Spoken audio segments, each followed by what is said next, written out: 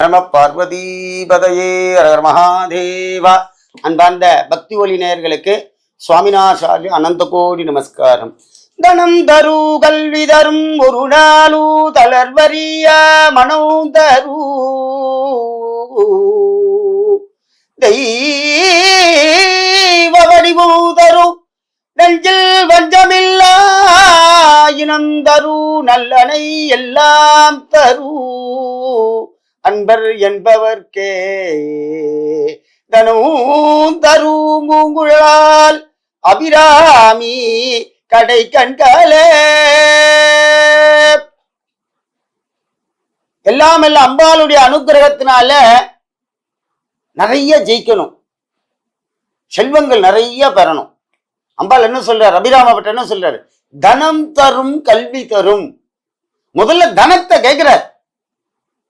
தனம் இல்லாம இந்த உலகமே கிடையாது சார். தனம்னா என்ன தெரியுமா, செல்வம். காசு இல்லாம நீங்க எங்கேயான டீ கடையில் போய் உட்காந்தா கூட டீ தர மாட்டாங்க, எங்கேயுமே ஒன்றும் கிடைக்காது. காசு இல்லாம ஒண்ணுமே பண்ண முடியாது.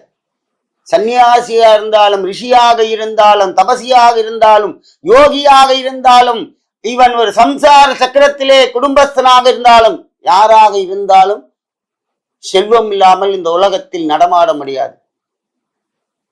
அப்படிப்பட்ட இந்த காசு எப்படி சார் நாங்க சம்பாதிக்கிறோம் அப்படின்னா, பெண்களால மட்டும்தான் இதை ஜெயிக்க முடியும். பெண்களால மட்டும்தான் சார் ஜெயிக்க முடியும். என்ன அப்படின்னா, அவ கழுத்துல என்ன வச்சுட்டு இருக்கா, கல்யாணம் ஆனோன்ன மகாலட்சுமி. கல்யாணத்துக்கு முன்னாடி அந்த ஐயர் அந்த திருமங்கல்யத்துக்கு வேத மந்திரங்கள் சொல்லி அம்பாளை பூஜை பண்ணுவார். கல்யாணம் பண்றதுக்கு முன்னாடி கணவன் மனைவிகள் அந்த குழந்தைகள் எல்லாம் அப்படியே மனசுல புஷ்பத்தை பிரார்த்தனை பண்ணிட்டு அந்த மாங்கல்ய தேவியிட போட சொல்லுவார். அதுக்கப்புறம் இந்த பையன் அந்த திருமங்கல்யத்தை அந்த பொண்ணுடைய கழுத்துல கட்டுறார். அந்த திருமங்கல்யத்தின் பெயர் என்ன அப்படின்னா, மாங்கல்ய தேவி. அந்த மாங்கல்ய தேவி யார் அப்படின்னா, சாக்ஷாத் மகாலட்சுமி. எம்பெருமானுடைய ஹிருதயத்திலே நாடி துடிப்பாக இருப்பவள். அதுக்கு இப்போ ஒரு பெரிய விசேஷம் என்ன அப்படின்னா, எல்லாருக்கும் காசு எப்படி ஈஸியா சம்பாதிக்கக்கூடிய வழிகள். சார், எங்க ஆத்துக்காரர் டெய்லி வேலைக்கு போறார், ஆனா எங்களுக்கு காசு பத்த மாட்டேங்குது, சம்பளம் கம்மியா இருக்கு, என்ன பண்றதுன்னு தெரியல எங்களுக்கு. என் குழந்தைகள்லாம் படிச்சுட்டு இருக்கு, நான் கடன்ல வேற இருக்கேன், இதெல்லாம் நிவர்த்தி ஆகணும், எனக்கு ஏதாவது வழி பிறக்குமா அப்படின்னு எல்லாருடைய மனசுலயும் இந்த சர்வலோகத்துல பெரிய சந்தேகமே அதான். சரி, இதுக்கு என்ன தீர்வு அப்படின்னா, ஈஸியான வழி சொல்லித்தரேன், கேட்டுக்கோங்க. ஒன்றும் கிடையாது. வெள்ளிக்கிழமை ராகு காலத்துல அம்பாள் துர்காவுடைய சன்னதியில போயிடுங்க. துர்கா தேவியோ இல்ல அந்தந்த ஊர்ல இருக்க ஸ்தலத்துல அம்பாள் ஸ்தலமோ, அம்பாள் சன்னதி பெருமாக்களை போய் நீங்க தாயார் சன்னதியில நின்னா கூட ஓகே தான், தாயாராக இருக்க வேண்டும். அந்த அம்பாள் சன்னதியில போய் நெய் விளக்கு போடுங்க. எலுமிச்சம்பழத்தை புழிஞ்சு எலுமிச்சம்பழ மூடியில நெய் போட்டு பஞ்சித்திரி போட்டு அம்பாளுக்கு விளக்கேற்றி வைங்க. ஏத்திட்டு உங்களால முடிஞ்ச அளவுக்கு ராகு காலத்துல பயத்தம்பருப்பு பாயசம், சிறு பருப்பு பாயசம் என்று சொல்வார்கள், அது ரொம்ப பிரீத்தி ராகுக்கும் அம்பாளுக்கும். அம்பாளுக்கு பாயசம் தான் ரொம்ப பிடிக்கும்.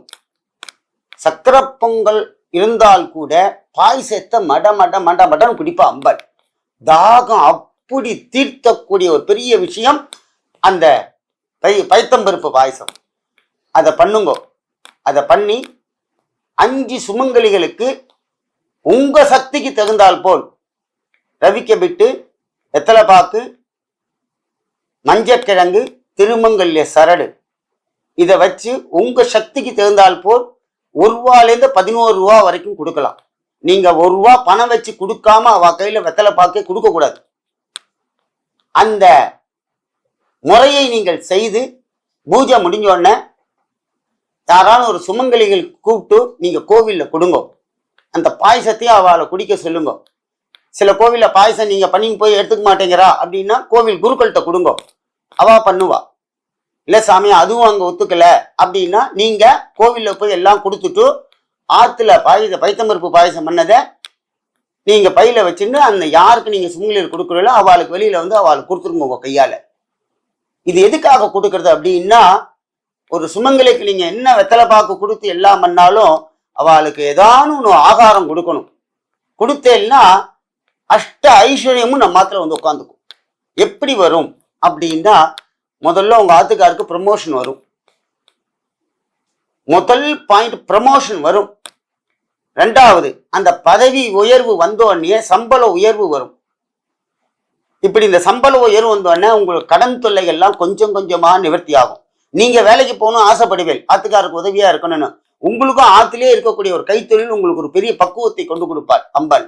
எல்லாமே பொம்நாட்டி மூலியமா நடக்கும். இதை செஞ்சு பாருங்க, 100க்கு 100 நடக்கும்.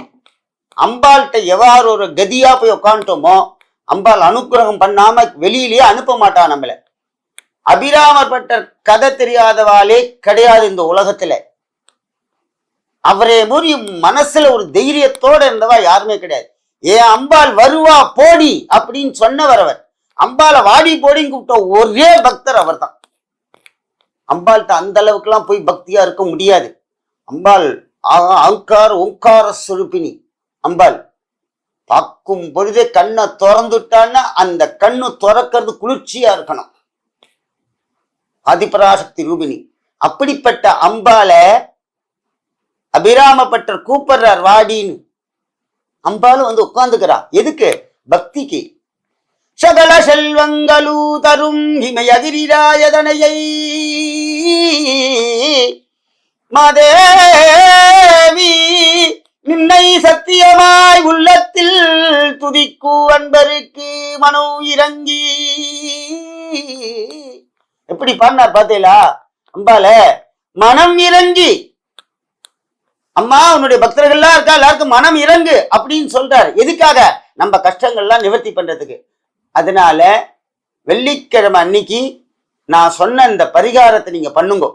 இது பரிகாரம் தான். இது என்னென்ன சாபம் போகுது தெரியுமா?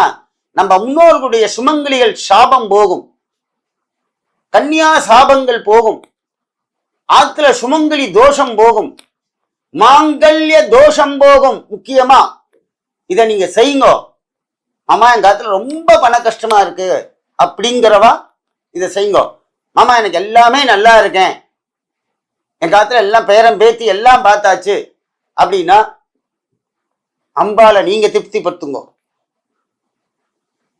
அம்பாலை நீங்க திருப்திப்படுத்துறதுக்கு இது ஒரு வழி.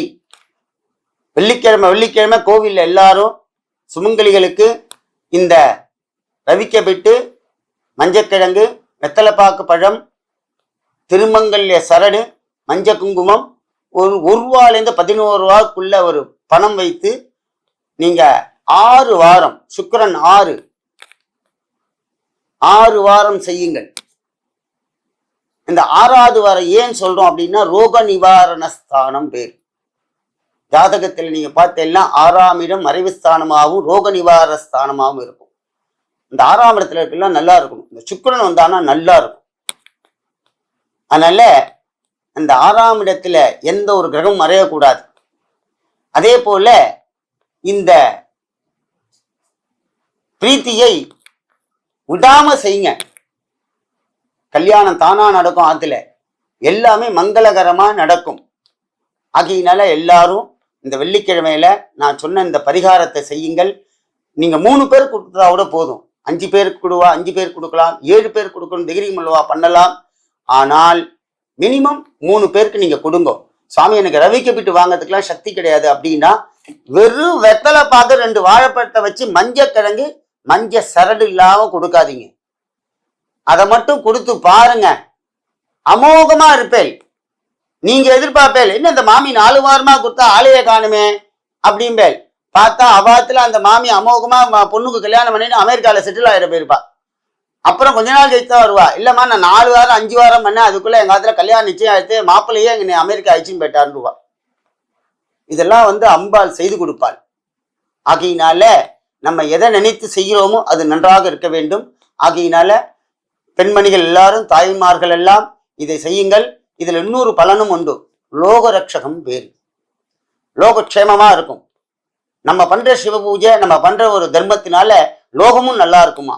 அதான் சன்னியாசிகள், ரிஷிகள், முனிவர்கள், சிவனடியார்கள், தேவி பக்தர்கள் எல்லாருமே என்னன்னா சுவாமிகிட்ட போய் வென்றதே லோகத்துக்காக. அதனால இந்த லோகமும் க்ஷேமா இருக்கும். இந்த எளிய பரிகாரத்தை செய்து எல்லாரும் தீர்க்க சுமங்கலியா இருக்கணும். அம்பால பிரார்த்தனை பண்ணிக்க. ஜெய் ஆதிபராசக்தி மாதாஜி கி ஜெய்.